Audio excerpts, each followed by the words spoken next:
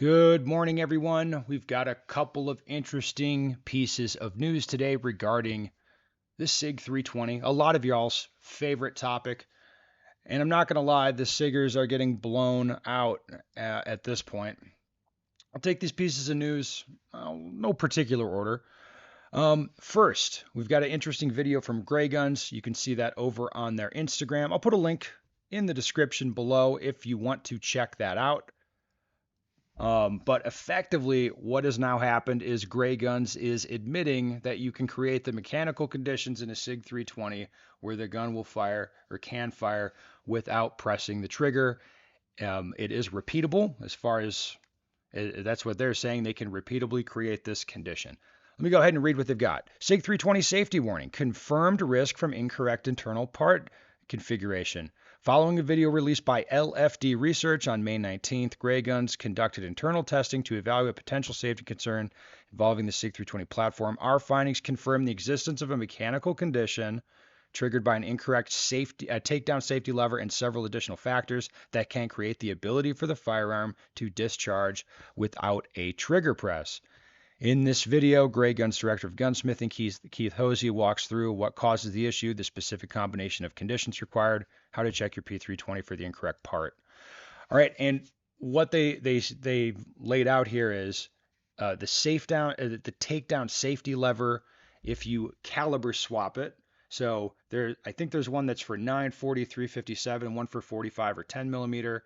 Those can apparently can be swapped around and will go into the gun.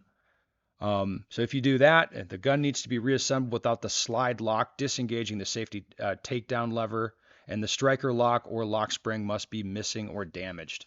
And they have to create a condition called sear perching, which is not engaging the striker enough to hold it safely. Now, again, this is pretty interesting, especially since it's coming from Gray Guns saying this. You might have heard, I think Protraband put it out that there was some mix up with these parts at the factory, or maybe some of them were out of spec. So that may be the case, that there's some out in the wild that just had the incorrect one installed from the factory. Like that, like it's not, I don't think that's just speculation. I think there's some reason to think that. I don't know if that's true. But again, more information coming out here. It's a little bit funny to go through the comments here.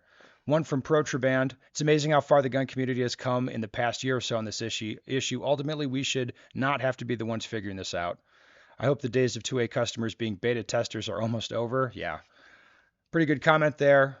Here's a really funny one. As a lifetime SIG owner, one who owns many SIGs, including M18, I'd like to thank Gray Guns. Take the time and effort they have made to unravel the mystery on the P320. Your thoughtful and mature response stand in stark contrast to many in the 2A community.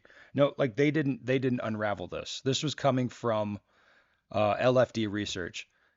And you could see LFD Research. I watched him on a stream with Focus Trip, and I mean, and he's just swapping parts around with these guns, kind of utilizing the modularity function of a modular handgun, swapping parts around, and could get it to where it's like, oh, now this will just go off without a trigger pull. Now it sounds this might sound to people like, oh, if you assemble it wrong or assemble it fucked up, like it's gonna make it go off, and like that's on you, buddy. But what you should consider is that that's kind of weird for a handgun, that you could put it together in a way that it will just go off. Like I shouldn't be able to create that condition really as an end user unless I do something really dramatic. So let me give you a good example. I was shooting, my friend and I unboxed a Mark 23 the other day from Langdon, a few of them, but one of them in particular had been cut for an optic. You know, put the gun together, load it up, and go shoot it. It fires one round and then it won't work anymore. I'm like, what the fuck? It's not working. So do a little troubleshooting, pull it all apart, and what it looked like is, okay, there's some Loctite on one of these screws. This thing's not working. Cool. So clean off the Loctite. Not me, but my friend puts the gun back together again, and then try to test it, fire one round, and then the gun like like shut down. The slide wouldn't move. It's not working. Something's wrong. What had happened was he didn't put a detent in for the firing pin block. So he inadvertently, incorrectly reassembled the gun. This happens. Like it was just a boo-boo. The gun didn't like fucking go off by itself. It just stopped working, right? That's the kind of thing that should happen. Basically, what I'm saying is I shouldn't be able, like as an end user, to like put it together in a way where it's going to become dangerous. It should just not work. At least it shouldn't just be going off without me pulling the trigger. Like that's kind of weird. That's kind of a strange thing for the design that that's even possible. Very interesting that Gray Guns is coming out with this. Again, there's other information from other sources that there's the the potential that these takedown levers were incorrectly installed from the factory. So again, like this is more information, maybe narrowing in on some stuff, maybe helping people kind of um, narrow in on what's going on. Now, I don't know if any of these cases where the guns actually went off, if like was it the incorrect takedown lever installed or not, I don't know. I really don't know. And if you can just like put it right in there and it'll appear to go and appear to fit, I'm not sure that people would really know that it's the wrong takedown lever, like depending on what they looked at or what they know about the gun or anything like that. So once again, very interesting. Gray Guns is coming out saying that they've created a reproducible mechanical condition with these guns where they can go off without pulling the trigger. Like that's real bad.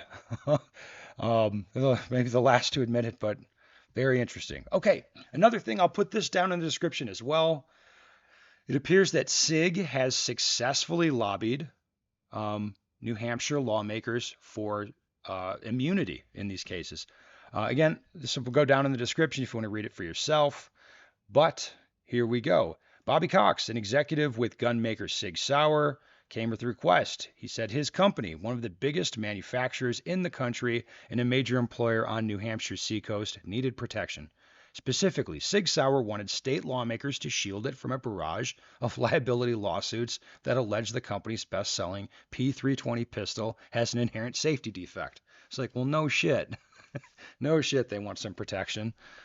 We want to bring this amendment to show you what out-of-state plaintiffs' attorneys are doing attacking in-state businesses.